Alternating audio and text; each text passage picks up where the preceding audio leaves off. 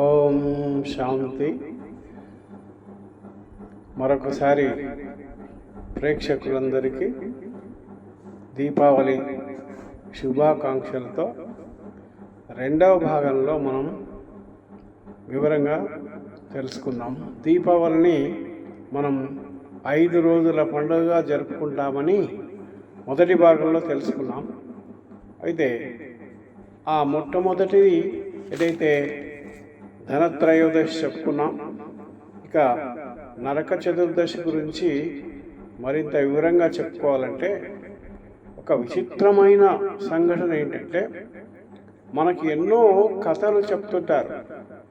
చిన్నపిల్లలకు నిద్రపుచ్చడానికి బూచివాడు వచ్చాడు. ఇప్పుడు ఈ కథ అలాగే ఉంది. ఎలాగంటే, పూర్వం ఒక నరకుడనే రాక్షసుడు ఆ ఊరిలోని జనాలను మొత్తం చంపేస్తుంటే లాసు శ్రీకృష్ణుడు సత్యభామతో వచ్చి అతన్ని సంహరించాడు. అది నిజంగా మరి దాని యొక్క అర్థసహితంగా తెలుసుకునే ప్రయత్నం చేద్దామని ఆ శివభగవానుడు మనకు తెలియజేస్తున్నాడు. ఇక్కడ నరకుడు అంటే మనకు తెలుసు, కలియుగమే ఒక రౌరవ నరకం, మామూలు నరకం కాదు, రౌరవ నరకం అంటున్నాడు. ఇక రోజు రోజుకు ఈ నరక యొక్క బాధలు చాలా ఎక్కువ ఉంటాయి, కానీ తక్కువే ఉండవు.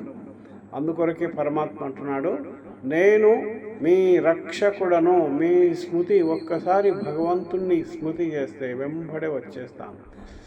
63 జన్మల నుంచి మీరు జన్మల పరితపనను భక్తితో, ఆర్తితో, జిజ్ఞాసతో పిలిచినందుకే నేను వచ్చేశాను, నన్ను యథార్థంగా గుర్తించండి అని ఆ పరమాత్ముడు చెబుతూ, ఈ నరక సంహారణ ఎలా జరగాలనేది ఇప్పుడు అందరి మదిలోనే ప్రశ్న.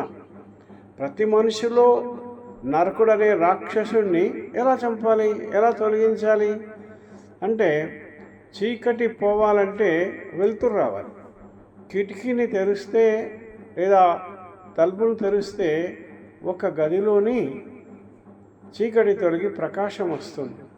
అదే మాదిరిగా కలియుగాంతంలో ప్రతి మనిషికి కళావిహీనమై ఆత్మలో బ్యాటరీ డిశ్చార్జ్ అయిన మాదిరిగా దేవతా గుణాలు ఏమాత్రం లేకపోగా ఈర్ష, ద్వేషము, అసూయ, కామక్రోధాలతో మనిషి రోజు రోజుకు పతనమవుతూ కేవలం ధనం మూలం ఇదం జగత్తుగా ఉన్నానని చెప్పుకున్నాం. ఇప్పుడు ఆ పరమాత్మ అయిన పరమశివుడు ఏమంటున్నాడంటే, కేవలం నా యొక్క స్మృతితో నా శ్రీమత మార్గంలో నడవండి, మిమ్మల్ని విశ్వాధిపతులుగా శ్రేష్టాతి శ్రేష్ఠ మానవులుగా తయారు చేస్తానని తెలియజేస్తున్నాడు. కాబట్టి మనం నరక అంటే ఈ కలియుగమనే ప్రతి మానవుల్లో దాగున్న పంచవికారి స్వభావాలను భగవంతుని యొక్క జ్ఞానం ఆధారంగా సత్యమైన భావాలు కలిగిన మనం ప్రతి ఒక్కరం భగవంతుని యొక్క జ్ఞానం విని ఆచరించే హక్కు ప్రతి ఒక్కరు మానవునికి ఉంది. కాబట్టి సత్యమైన భావాలు కలిగిన ప్రతి ఒక్కరూ భగవంతుని శ్రీమత భావాలతో మన ఆత్మలోని మాలిన్యమైన క్రోధ, లోభ, మోహ, అహంకారాలను సమూలంగా తొలగించే శక్తి ఆ పరమాత్ముడు మనకు ఇస్తున్నాడు. కాబట్టి మీరు తీసుకోండి అని మనకు తెలియచేస్తున్నాడు. అదే 1 జ్ఞానశక్తి, 2 యోగశక్తి, 3 ధారణాశక్తి, 4 సేవశక్తి. ఈ 4 కేవలం భగవంతుడు దయ, నన్ను దయ అని అడగరాదు. దయను మీరు ఏ విధంగా యదా అనుకోండి. యదా అంటే యా స్మృతి, నన్ను స్మృతి అనే యొక్క కరెంట్ పవర్ ద్వారా మీ ఆత్మలో శక్తి నిండుతుంది. కేవలం పూజ చేయడం కాదు, పూజ్యులవ్వడం. అందుకొరకే మనము ఆ పరమాత్ముని శక్తిని గ్రహించి మన అంతరంగ ఆత్మలో ఉండే నరక సంహారం చేసి మరి సత్యమైన దీపావళి జరుపుకుందాం అని మనం ఇక్కడ చెప్పుకోవాలి. ఇక్కడ మూడవ పండుగ లక్ష్మీదేవి పూజ చేస్తాం. ఇక్కడ అతి ముఖ్యమైనది ఏమిటంటే, లక్ష్మీదేవి అనగానే కలియుగ మానవులకు కావాల్సింది ధనం. ఈ ధనం మూలం ఇదం జగత్ అయింది కాబట్టి ధనం వచ్చిన తర్వాత మిగతా సంపదలన్నీ, మిగతా దేవతా గుణాలు లాంటి మంచి గుణాలన్నీ దూరం అయిపోయాయి. ఒక శాంతి, ఒక ఆనందము, ఒక సహకార భావన, ప్రేమ, ఇవన్నీ కోల్పోయి కేవలం ధనం మూలం మీద జగత్ అయింది. అందుకొరకే పరమాత్మ అంటున్నాడు, లక్ష్మి అంటే ధనము కాదు, లక్ష్మి అంటే సంపత్తి, సంపద. లక్షణాలు, ఏ లక్షణాలు? దేవీ దేవత లక్షణాలు గల ఆత్మలనే లక్ష్మణులు అంటారు. అందుకొరకే లక్షణాలు కలిగిన వారు, వాళ్ళే పూజ్యులు, పూజనీయులు. మరి అటువంటి పూజనీయులైన ఆ లక్ష్మీలు ఇక్కడే తయారు కావాలి. రేపు ఎగ్జామ్ రాసేపోయే ముందే విద్యార్థి శపథం చేస్తాడు, నేను ఖచ్చితంగా 100% 9.9 లేదా 10/10 వస్తానని. ఎందుకంటే చదువుకుంటాడు కాబట్టి భగవంతుడు కూడా రాబోయే విపరీత పరిస్థితుల్లో మీరు ధైర్యంగా ఉండాలంటే నేను ఇచ్చే ఆత్మజ్ఞానాన్ని, పరమాత్మ శక్తిని, యోగాన్ని ఉపయోగించండి. ధారణ చేసి సేవ అనే 4 సబ్జెక్టులో నిశితంగా చదవండి. కేవలం పై మెరుగులతో మీరు ఆర్భాట పండుగలు చేస్తే మీరు సఫలం పొందలేరు. ఏ మాయా కంసుడు, జరాసంధుడు, ఇప్పుడు ఉండే ఆ నరకుడు మీ ఆత్మలో అలాగే ఉంటాడు. ఏ విధంగా అయితే దసరాను ప్రతి సంవత్సరం కాలుస్తున్నాం, 100 సంవత్సరాలుగా తిరిగి అదే విధంగా, అలా కాకుండా ఇది మీరు చేస్తూ దిగజారిపోయారు, ఇప్పుడు ఉన్నతికి రండి అంటూ మనకు ఆ దేవీ దేవత ఎలా అంటే అష్టదేవతలు చెప్తున్నాడు. అదే అష్టదేవతల్లో అర్థసహితంగా ఒకటి గుణలక్ష్మి అంటున్నాడు. మన గుణాలు, ఆత్మగుణాలు మనకు ఏ విధంగా 7 ఉన్నాయి కదా. శాంతి దేవత, శక్తి దేవత, పవిత్ర దేవత, తర్వాత ఆనంద స్వరూపి దేవత, అనురాగ దేవత, తర్వాత ధైర్య దేవత. ఈ విధంగా శాంతి, పవిత్రత, ప్రేమ, ఆనందము, మధురత, నమ్రత, విధేయత, ఆత్మలోని లక్షణాలు కలిగిన ఆ గుణాల దేవత మీరు కావాలి. రెండోది విద్యాదేవి. విద్య అంటే స్థూలమైన విద్యతో ఉద్యోగాలు సంపాదిస్తాం, కానీ నైతిక, ఆధ్యాత్మిక, సామాజిక విలువలు లేని ఈరోజు ఎన్నో మనం చూస్తున్నాం, అవినీతి పరులుగా తయారవుతున్నారు. కాబట్టి భగవంతుడు సత్యమైన విద్య, జ్ఞాన విద్య, యోగ విద్య, ఆధ్యాత్మిక విద్య విద్యానాం అన్నాడు భగవద్గీతలో కూడా. ప్రపంచంలో అందరికన్నా గొప్పది ఆధ్యాత్మిక విద్య, కానీ దాన్నే దూరం పెట్టారు. కానీ చివరికి జీవిత సారం ఏంటి? జీవితంలో మనము ఏ జన్మ కొరకు, దేని కొరకు జీవించామో తెలియని స్థితిలో ఉన్నారు, సంకట స్థితిలో. కాబట్టి అలా కాకుండా ఇప్పుడే మనం విద్య అంటే 3 ప్రశ్నలు. నేను శరీరమున, ఆత్మన. రెండో ప్రశ్న, భగవంతుడు ఎవరు? ఆయన జ్యోతిస్వరూపుడా, దేవీ దేవతన. మూడో ప్రశ్న, సమయ జ్ఞానం అంటే ఈ కలియుగ అంతమా, కలియుగ ఆదియా? కలియుగ అంతం కొందరు ఇంకా 40,000 సంవత్సరాలు అని చెప్తారు, కానీ విజ్ఞానవేత్తలే నేడు జరుగుతున్న సంఘటన బట్టి నోస్ట్రాడామస్, జాన్ డిక్సన్, వీరబ్రహ్మం గారు, మరి ఈ విధంగా వారు ఏం చెప్తున్నారంటే కలియుగ అంతిమ దశలో ఉంది, యుద్ధ మేఘాలు కమ్ముకుంటున్నాయి. మరి ఏ విధంగా కరోనాభూతం లాంటి గాలి, నీరు, అగ్ని, వాయువు, ఆకాశం లాంటి పంచభూతాలు వికటిస్తాయి. అలాంటి సమయంలో మనము ఏమీ సాధన చేయలేము. అందుకొరకే పరమాత్మ అంటున్నాడు, ఇప్పుడు కల్కో ఖాల్ ఖాయేగా, రేపటికి రూపు లేదు, ఈరోజు ఒక మంచి పని చేయండి. వాతావరణం చక్కగా ఉంది, నేను మీకు ఆధ్యాత్మిక విద్యను ఇంకా అందిస్తున్నాను. అంతిమ సమయంలో కూడా ఏమాత్రం చలించకుండా, ఆరోగ్యం క్షీణించని దశలో మనం చేయలేము. అందుకొరకే ఇప్పుడే మీరు ఒక మంచి పని చేయండి. ఆ మంచి పనే భగవంతుని యథార్థంగా తెలుసుకొని స్మృతి చేయడం. ఇప్పుడు వైర్ మీద వైర్ వేస్తే మన ఇంట్లో కరెంట్ రాదు, లోపల కాపర్ వైర్ను కరెక్షన్ చేయాలి. ఇక్కడ మన ఆత్మతో భగవంతుని యొక్క సంబంధం కలిగించాలి. అదే జ్ఞాన యోగాలు.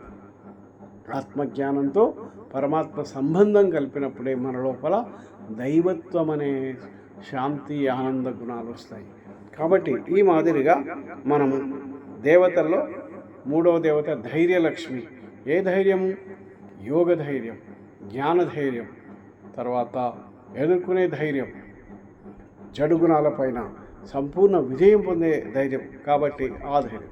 ఇక నెక్స్ట్ ధనలక్ష్మి. ఇప్పుడు ఇంతకుముందే చెప్పుకున్నాం, మనకు జ్ఞానధనం, యోగధనం, శక్తిధనం ఒక్క భగవంతుడే ఇస్తాడు.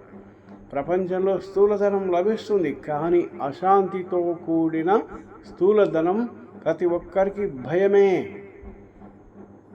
కాబట్టి ప్రపంచంలో ఎంత ధనమున్నా మానసిక శాంతి లేని ధనము నిరర్థకం. పరమాత్మ చెప్తున్నాడు, మీరు శక్తి ధనం, శాంతి ధనం, పవిత్ర ధనాన్ని సంపాదించండి, మీ యోగక్షేమం నేను చూస్తాను అంటున్నాడు. అదే మాదిరిగా ఆరోగ్య లక్ష్మి. మనిషికి ఎన్ని ఉన్నా సంపూర్ణ ఆరోగ్యము, సుఖశాంతులే నిదర్శనం. మరి సంపూర్ణ ఆరోగ్యం కావాలంటే మానసిక సంతులత ఉండాలి. మానసిక సంతులత అంటే ఈ మనస్సు నిరంతరం పరమాత్మ ప్రేమలో, పరమాత్మ స్మృతిలో ఉండాలి. కానీ ఇతర టెన్షన్లు, ఇతర మానసిక ఒత్తిడులు ఉన్నప్పుడు పరమాత్మ స్మృతి కూడా చేయలేము. కాబట్టి అలా. నెక్స్ట్ విజయలక్ష్మి. ఎప్పుడైతే అష్టశక్తులు మనల్ని ప్రాప్తిస్తాయో అప్పుడు మాయ పైన విజయం, దిగ్విజయాత్ర మనం చేయగలుగుతాం. కాబట్టి మీరు సదా సిద్ధంగా ఉండండి. అదే మాదిరిగా గజలక్ష్మి, ధైర్యలక్ష్మి, ఈ మాదిరిగా 8 లక్షల సారం ఏంటంటే మానవుడు దేవతగా పరమాత్ముడే తయారు చేస్తున్నాడు. రాబోయేది స్వర్ణమయుగం. ఇప్పుడు మిగిలిన ఈ తక్కువ సమయమే దీన్ని సంగమయుగం, భగవంతుడు అవతరించిన వేళ. ఈ అవతరించిన అమృత వేళ లాంటి వేళలో మనం సమయాన్ని సద్వినియోగం చేసుకుందాం. కాబట్టి ఈ లక్ష్మీ పూజ పరమార్థమైందంటే మీరు దైవ లక్షణాలతో ఉండండి, నాకు పూజ చేయడం కాదు. పూజ చేయడం అంటే భగవంతుని కేవలం గుణాలను మనం నేర్చుకోవడం, కానీ అతని గుణగానం చేస్తే అతనికి ఏదో బాబా పరమాత్మ అంటున్నాడు, మస్కా పాలిష్ చేస్తే లాభం లేదు. ఏ గురువు తనకు నమస్కారం చేస్తే మార్కులు వేయడు. కాబట్టి పరమాత్మ యొక్క స్మృతి ద్వారా ఆత్మిక శక్తి లభిస్తుంది అనేది మనం చెప్పుకోవాలి. ఇక చివరిగా ఈ యొక్క గుణాలు ఎప్పుడైతే మనం మన ఆత్మలో సంపూర్ణంగా నింపుకుంటామో ఆత్మ సంపూర్ణ శక్తివంతంగా, దైవయుతంగా తయారవుతుంది అని దీని అర్థం.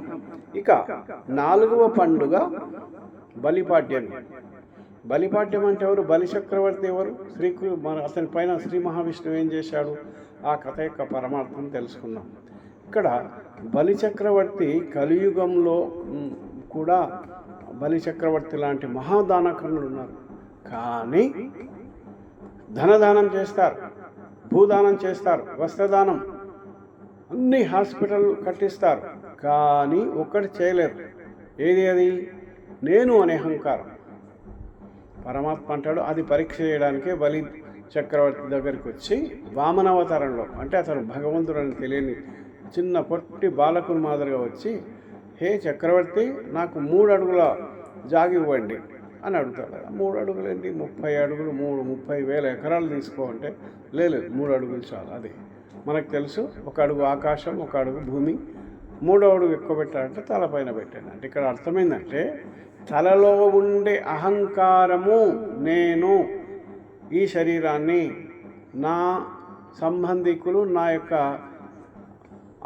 యొక్క ఆంతరంగికమైన దుర్గుణాల యొక్క అహంకారంతో, కామక్రోధ లోభ మోహాలతో మనం మదస్వరూపంతో నేను అహంకార స్థితిని ఆ పరమాత్ముడు విష్ణు రూపంలో వచ్చి తలపైన పెట్టడం జరుగుతుంది. ఈ విధంగా అతనికి ఒక విధంగా మోక్షం ప్రసాదించారని కూడా మనం చెప్పుకున్నాం. దీని అర్థం ఏంటంటే కలియుగంలో ప్రపంచంలో ఎంత గొప్పవారైనా సరే భగవంతుని ముందు చాలా చిన్నవారు. అందుకొరకే అతనికి మనం సమర్పణ స్థితిలో, సమర్పణ భావంతో ఉంటే పరమాత్ముడు శరణాగతులై వచ్చిన వారిని కరుణిస్తాడట. కాబట్టి ఈ కలియుగంలో ఎంత గొప్పవారైనా భగవంతుని శరణం, త్వమేవ శరణం త్వమేవ మమదేవదేవ అంట. ఓ భగవంతుడా, నీ యొక్క శరణంలో నేను, ఆ శరణం కూడా ఎవరిని యథార్థంగా గుర్తించాలి. భగవంతుడు సర్వదేవతలకు దేవత అని నిశ్చయం చేసుకున్నాం, త్రిమూర్తి నాథులను నిశ్చయం చేసుకున్నాం, ఒకే ఒక్క భగవంతుని నిశ్చయం చేసుకున్నాం. మన స్మృతిలో, మన యొక్క వృత్తిలో, ప్రవృత్తిలో ఒకే భగవంతుని పైన ఉండాలని భావం. నెక్స్ట్ మరో పండుగ చిన్నది ఉంది, భగినీ హస్త భోజనం. ఇదంటే పవిత్ర భోజనం అని. ఏ విధంగా యమునికి మరి పవిత్ర భోజనం కొరకు తన అన్నకు ఆహ్వానించి భోజనం యొక్క ఆహ్వానాన్ని ఇక్కడ మనం విన్నాం. ఇక్కడ అర్థమేంటి అంటే ప్రతి కలియుగంలో దృష్టి అనేది చెడిపోయింది, దాన్ని పవిత్ర భావనలో ఉండాలి. ఎటువంటి వారైనా సరే, శత్రువైనా సరే, మరి పవిత్ర భావన ఉంటే పరివర్తన అవుతారు. ఆ పవిత్ర భావన కొరకే ఈ యొక్క ఆత్మీయత, అనురాగము అన్నా చెల్లెళ్ళ మధ్య ఉంటుంది అనే భావన కొరకు కలియుగంలో దృష్టి చెడిపోయింది. ప్రతి ఒక్కరి స్త్రీని మరి ఈ విధంగా పవిత్ర భావనతో చూడడం వల్ల భారతదేశం స్వర్గం అవుతుందని చెప్పే ఒక ఆదర్శమైన ఈ కథ ఇది. ఇక మనం అతి ముఖ్యంగా మనం చివరికి దీపావళి జరుపుకుంటాం. దీపావళి గురించి చెప్పుకున్నాం. మరొకసారి దీపాల వరుస. ఒక ఆకాశ దీపం అంటే పరంధామంలో పరమాత్ముడు. ఆ ఆకాశ దీపకుడు అయిన ఆ పరమాత్మతో కలియుగంలో ఉండే 900 కోట్ల ఆత్మలందరి పండుగ. ఏ ధర్మమైనా, ఏ మతమైనా, ఏ కులమైనా, ఏ వర్గమైనా భగవంతుని బిడ్డలే అందరూ. కాబట్టి ప్రతి ఒక్కరూ హే పరమాత్మ, అతని నామం సదాశివ, రూపం జ్యోతిస్వరూపం, నివాసం పరంధామం. మరి బ్రహ్మ విష్ణు శంకరుల ద్వారా సృష్టి స్థితి లయలు చేసేవాడు పరమాత్ముడు. ఈ కలియుగ అంతిమ సమయంలో సృష్టి సత్యుగ స్వర్ణిమ ఆది సమయంలో అవతరించి మానవులను దేవతలుగా మార్చే ఒక పవిత్రమైన వేళ. దీన్ని అద్భుత శక్తిని ఎవరైతే తెలుసుకుంటారో వారే భగవతి శ్రీ లక్ష్మీనారాయణులుగా, ఆత్మకులదీపకులుగా ఆత్మజ్యోతిని వెలిగించుకొని విశ్వజాగృతి, విశ్వజ్యోతిని కలిగించుకుంటారని మనం చెప్పుకుంటాం. ఇక అతి ముఖ్యమైన విషయము ఇక్కడ మనం చెప్పుకోవాలి. ఈ దీపావళి వచ్చేది కార్తీక అమావాస్య అని చెప్పడం జరుగుతుంది. అదే మాదిరిగా కార్తీక అమావాస్య నుండి కార్తీక దీపావళి అయిన తర్వాత వచ్చేది కార్తీక పౌర్ణమి. ఈ అమావాస్యకు పౌర్ణమికి ఏమిటి సంబంధం? భగవంతుడు అదే చెప్తున్నాడు. కలియుగం మొత్తం అమావాస్య, కటిక చీకటి, అర్ధరాత్రి, ఘోరమైన అజ్ఞానం. ఈ అజ్ఞానం అనే విషయం ఏంటంటే ప్రపంచంలో మరోసారి చెప్పుకున్న ఎంత మేధావిలైనా నేను అనే అహంకారంతో భగవంతుని స్మృతి శక్తి ఉనికిని మర్చిపోయి కేవలం భగవంతుని నమస్కారం చేస్తారు, కానీ అతని చెప్పిన ప్రకారం ఎవరు నడవనప్పుడు ఈ యొక్క సృష్టి రావణ రాజ్యం అవుతుంది. భగవంతుడే చెప్తున్నాడు, ఎవరైతే నా యొక్క మార్గంలో నడుస్తారో ఈ విశ్వం వసుధ ఏక కుటుంబం స్వర్గంగా అవుతుంది. లేదా మన్మతం అంటే శ్రీమతం, మన్మతం భగవంతుడిచ్చే మార్గాన్ని శ్రీమతం అంటారు. మానవులు కల్పించుకున్న మార్గాన్ని మన్మతం. ఎవరైతే తమ మార్గంలో నడుస్తారో వారు రాక్షస ప్రవృత్తిగా ఉంటారు. కాబట్టి మనం ఈ కలియుగం అనే అమావాస్య నుంచి ఘోరమైన మహామత్తులో, రెండవది మహామూర్ఛ, మహామాయ, 2 శబ్దాలు ఉన్నాయి ఇక్కడ. కలియుగంలోని ఆత్మలైన మనకు అనేక జన్మలు, మొత్తం 84లో 63 జన్మలు మనము అజ్ఞాన నిద్రలోనే ఉన్నాం. నేను దేహము. తర్వాత పూజలు చేస్తూ ఇంకా పతనం ఎందుకైనాము అంటే పూజలు చేసినా కానీ భావాన్ని గ్రహించలేక ఆర్భాట భక్తి చేశాము. అదే పరమాత్మ తెలియజేస్తున్నాడు. అయినా అందులో మీకు భగవంతుడు తెలియజేసే ఒక మహా పవిత్రమైన వేళ ఏంటంటే ఇది కలియుగ అంతిమం అయినా కానీ భగవంతుడు వచ్చిన పరమ పావన వేళ, సంగమయుగం, అమృత యుగం.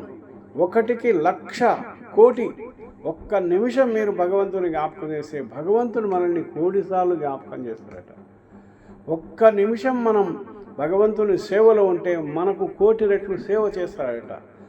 ధనం ఒక్కటికి 1,000,000 రెట్లు ఇస్తాడట. ఇట్లా సమయము, సంకల్పము, శ్వాస, తనువు, మనస్సు, ధనం ఏ విధంగా అయినా సరే ఈ 6 రకాలైన భగవంతునితో సంబంధాలను కల్పించుకొని మనం పరమాత్మ సేవలో ఉన్నామంటే మన ఇల్లు స్వర్గం అవుతుంది, ఈ విశ్వం వసుదైక కుటుంబం అవుతుంది, ఆత్మ బంగారు యుగంలో వెళుతుంది. ఇది మాత్రం 100% షూర్. ఇది భగవంతుని యొక్క గ్యారంటీ. నా అడుగులో అడుగు వేసి చూడు, నిన్ను మాలామాల్ లక్ష్మీ సౌభాగ్యవంతులుగా చేయబోతే నన్ను అంటున్నాడు. నా యొక్క శ్రీమతం, నా యొక్క జ్ఞానధారణ విని చూడు, మిమ్మల్ని దేవీ దేవతగా చేయబోతే నన్ను అడగండి. మరి ఇంతటి గ్యారంటీ ప్రపంచం ఇవ్వగలదా? ఎన్ని కోట్లు ఖర్చు పెట్టినా ప్రపంచం మనకు ఈ గ్యారంటీ ఇవ్వలేదు.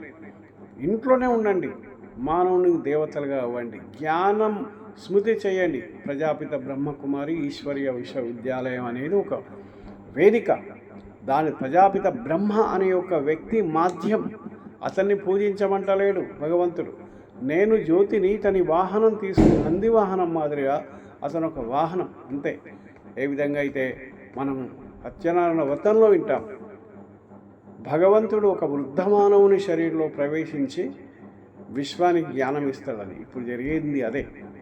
ప్రజాపిత బ్రహ్మ అనే వృద్ధ మానవుని తనలో ప్రవేశించి సమస్త గీతా సారం, సమస్త వేదాల సారం, సమస్త ఉపనిషత్తుల సారం. ఎందుకు ఈ విధంగా అంటున్నా అంటే 63 జన్మల నుంచి మానవుడు చదివి చదివి చదివి చదివి ఇంకా పతనమైండు, పావనం కాలేదు. ఎన్ని చదువులు చదివి ఎన్ని విన్నను గాని హీనుడవగుణంబు మానలేడు, బొగ్గుపాల కడుగు పౌనామరిడంబు ఆత్మవిద్య లేని ఆచారమదియేల, పాత్రశుద్ధి లేని బాణశుద్ధి లేని పాత్రయేల అన్నట్లుగా శరీరం అనే దేవాలయాన్ని శుభ్రం చేసుకోవాలి దీపాలు రోజు. అదేవిధంగా ఆత్మను ప్రక్షాళనం చేసుకోవాలి. ఆత్మలో ఉండే ఏ విధంగా పాత ఇంట్లో ఉండే పిశాచాల్లాంటి, గబ్బిలాల్లాంటి ఆ దుర్గుణాలు మనం క్షణంలో దూరం చేయాలంటే నిశ్చయం కలిగి ఉండాలి. ఆ నిశ్చయమే నేను ఒక ఆత్మశక్తిని, భృకుటి మధ్య మెరిసే నక్షత్రాన్ని, నా ఆత్మగుణాలే శాంతి, పవిత్రత, ప్రేమ, ఈ దేహగుణాలే కామక్రోధాలు. ఆత్మగుణాలు వచ్చినప్పుడు దేహగుణాలు పటాపంచలవుతాయి అనే భావన ఆత్మనిశ్చయం.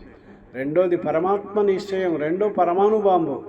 ఎప్పుడైతే నా తండ్రి పరమశివుడు ఈ భారత భూమిలో ప్రవేశించి విశ్వాన్ని వసుదైవ కుటుంబకం, ఇల్లును దేవాలయంగా, నరుణ్ణి శ్రీమన్నారాయణుగా, నారిని శ్రీలక్ష్మిగా తయారు చేసే లక్ష్యాన్ని ఇచ్చాడు. అదే లక్ష్మీనారాయణ లక్ష్యం. కాబట్టి ఈ లక్ష్మీనారాయణ లక్ష్యంలో ప్రతిరోజు మనసా వాచ కర్మణ అతని యొక్క జ్ఞానాన్ని వినాలి. ఇక మూడోది అద్భుతమైన విషయం ఏంటంటే, భగవంతుడు ఇచ్చే అతి 1,000,000 రెట్ల భాగ్యం ఏంటంటే, అతని యొక్క ఒక రోజులో జరిగే 4 సంఘటనలు చెప్తున్నాడు.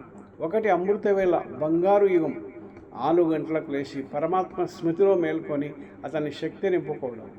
రెండవది, కనీసం ఉదయం ఏ విన్నా లేకున్నా భగవంతుని జ్ఞాన మురళి లేదా జ్ఞానశక్తిని వినడం. తర్వాత ట్రాఫిక్ కంట్రోల్ లాంటి భగవంతుని యొక్క స్మృతిని చేయడం. తర్వాత పడుకునేటప్పుడు భగవంతుని స్మృతిలో, కర్మ చేసేటప్పుడు ఉద్యోగము, వ్యాపారము, వ్యవసాయము, ఏ కర్మ చేసినా అతని స్మృతిలో తేలికగా నిమిత్తంగా చేస్తే మనస్సే మందిరం, మనస్సే జ్ఞానజ్యోతుల దీపావళి. ఈ మాదిరిగా పరమాత్ముడు పరమశివుడు మనల్ని శ్రేష్టాతి శ్రేష్ఠ మానవులుగా తయారు చేయడానికి ఈ కలియుగ అంతిమంలో సంగమయుగం అనే యొక్క పురుషోత్తమ ప్రాప్తియుగంలో మనకు వరదానాలు, జ్ఞానశక్తిని ఇస్తున్నాడు. రోజొక వరదానం.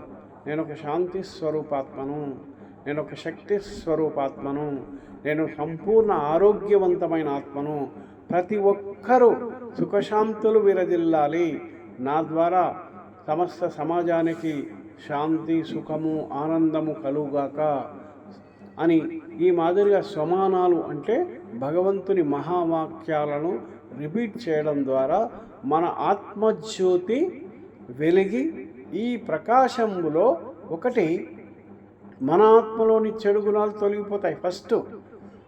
First charity begins at home, అంటే మన ఇంటిని మనం బాగు చేసుకోవాలి. శరీరం అనే ఇంటిలో అనేక దొంగలు పడ్డారు. కామక్రోధ లోభ మోహాలనే దొంగలే కాకుండా ఈర్ష్య ద్వేషం అసూయ అనే యొక్క 10 దొంగలు, వీటినే సర్పాలతో పోల్చినాం ఒకసారి. మరి ఈ మాదిరిగా దొంగలనే సర్పాలనే తరిమి కొట్టే ఆయుధమే జ్ఞానశక్తి, భగవంతుని జ్ఞానశక్తి, భగవంతునితో స్మృతి అనే యొక్క యోగశక్తి. ఈ 2 అస్త్రాలు మన వద్ద ఉంటే భగవంతుడు నీ తోడై ఉండగా భయము చింతలు నీకేలా, నీలో జ్యోతిని వెలిగించు, నీవే వెలుగై వ్యాపించు. ఈ మాదిరిగా మనం సత్యమైన దీపాలు జరుపుకుందాం. మన ఆత్మజ్యోతిని వెలిగే ప్రక్రియ ఈరోజు ఇప్పుడే ప్రారంభం చేద్దాం. ఎందుకంటే రేపటికి రూపం లేదు. ఒక్క క్షణం మంచి పని చేయాలి. ఆ మంచి పనే ఒకటి అమృతవేళ భగవంతుని స్మృతి 4 నుంచి 5 లేదా 5 నుంచి 6 చేద్దాం. ఉదయం భగవంతుని స్మృతి ఓం శాంతి ఛానల్, తర్వాత శివపరమాత్మ ఛానల్ లేదా ప్లాటినం ఛానల్, తర్వాత అనేక రకాల స్వర్ణిమయుగ ఛానల్, ఈ మాదిరిగా 5-6 ఛానల్స్ ఉన్నాయి. వాటి ద్వారా ప్రతిరోజు వచ్చే జ్ఞాన మురళిని విని మన జన్మను, మన యోగాన్ని సఫలం చేసుకున్నాం. ఓం శాంతి. సర్వే జనా సుఖినో భవంతు, సర్వే భద్రాని పశ్యంతు, మా కశ్చిత్ దుఃఖభాగ్నవేత్. సమస్త విశ్వము శాంతి ఆనందము ప్రేమలతో ఉండుగాక. ప్రతి ఒక్కరికి ఆరోగ్యము ఐశ్వర్యము కలుగుగాక. ప్రతి మానవునికి ఎలాంటి ఈతి బాధలు లేకుండా ధైర్యంతో కూడే ఆ శక్తిని ఆ స్వయం భగవంతుడు ఇచ్చుగాక. ఈ కలియుగం అతి త్వరలో మనం ఒక విషయం మనం చెప్పుకోలేదు, ఒకటి గోవర్ధన పూజ అని. అదే ఏం చెప్తున్నా అంటే శ్రీకృష్ణుడు చిటికన వేలు పైన ఆ యొక్క పర్వతాన్ని ఎత్తిని ఆ గోపికలను రక్షించాడు. ఇక్కడ గోపికలు అంటే మనమే. గోప్యము అంటే రహస్యం. జ్ఞానం అనేది చాలా విచిత్రం, రహస్యమైంది, రహస్యయుక్తమైంది. ఆత్మ అంటే అర్థం కానిది, కానీ తెలుసుకుంటే త్వరగా అర్థమవుతుంది. ఆత్మ అంటే ఒక జ్యోతి, పరమాత్మ అంటే మహాజ్యోతి. కాబట్టి ఈ ఆత్మజ్యోతి అనే జ్ఞానాన్ని ఎవరైతే నెమరు వేసి జ్ఞాపకం చేస్తారో వాళ్ళే గోపికలు. పరమాత్మ స్మృతి అనే జ్ఞాన మురళిని వింటే మనము పరిగెత్తుకొని ఆ శ్రీకృష్ణు వద్దకు చేరుకున్నాం. అదే ఇప్పుడు జ్ఞాన మురళిని ప్రతిరోజు ఉదయం మనం వింటాం. ఆ విధంగా శ్రీకృష్ణుడు గోవర్ధన పర్వతాన్ని పైకెత్తి మనల్ని రక్షించాలని చెప్పుకుంటాం. ఇక్కడ ఒక విధంగా ఒక మాట, కలియుగం అనేది ఒక గోబర్ అంటే ఒక పెంట కుప్ప. దీనిపైన ఏమాత్రం ఆశ పెట్టుకోకుండా రాబోయే స్వర్ణిమ భగవంతుడు మనకు ముక్తి జీవన్ముక్తి అంటున్నాడు. మీకు మోక్షం జన్మరాహిత్యము అని చెప్పడం లేదు. ఎందుకంటే కల్కో ఆజ్ కా కామ్ అవి అచ్చా కర్మ. అచ్చా అంటే శ్రేష్టమైన స్థితిలో మంచి పాజిబుల్, నెగటివ్ కాకుండా పాజిటివ్ సంకల్పాలు మనం చేస్తే ఈ విశ్వం, మన దేహం, మన ఇల్లు పావనమవుతుంది. కాబట్టి ఈ మాదిరిగా మనం మెడిటేషన్ చేస్తూ ప్రతిరోజు మనం జాగృతై ఇతరులను జాగృతం చేద్దాం. ఏ విధంగా ఒక దీపం మరో దీపాన్ని వెలిగించాలి. మనం నేర్చుకున్న జ్ఞానం ఇతరులకు అందిస్తేనే మనకు తృప్తి కాదు, మనకు 5 to 10% to 100% పరమాత్మ మనకు ఆశీర్వాదాలు ప్రాప్తి అంటున్నాడు. మనసా సేవ చేద్దాం, వాణి సేవ చేద్దాం, సంకల్పాల సేవ చేద్దాం, కర్మణా సేవ చేద్దాం. ఈ విధంగా భగవంతుడు మనకు 4 రకాలైన సేవ. ప్రపంచంలో స్థూల సేవ చేసినా అది మీకు కలియుగంలో ధనధాన్యాలు స్థూలంగా కనిపిస్తాయి, కానీ సంపూర్ణమైన సంపత్తి అంటున్నాడు పరమాత్ముడు. సంపద అంటే స్థూలం, సంపత్తి అంటే ఆశీర్వాదాలతో కూడిన ధనం, ఆశీర్వాదంతో కూడిన ఆరోగ్యం, ఆశీర్వాదంతో కూడిన పవిత్రమైన మనస్సు, పవిత్రమైన దేహం. మరి ఇలాంటి శ్రేష్టమైన స్థితిని ఆ శివభగవానుడు మనకు కలిగించి ప్రతి ఒక్కరి ఇల్లును దేవాలయంగా, ప్రతి ఒక్కరి ఆత్మ జ్యోతిని వెలిగించే శ్రేష్టమైన దీపావళి మరోసారి జరుపుకుంటాం. అందరికీ మరోసారి దీపావళి శుభాకాంక్షలు. అందరికీ పరమాత్మ ఆశీస్సులు. ఓం శాంతి శాంతి శాంతి.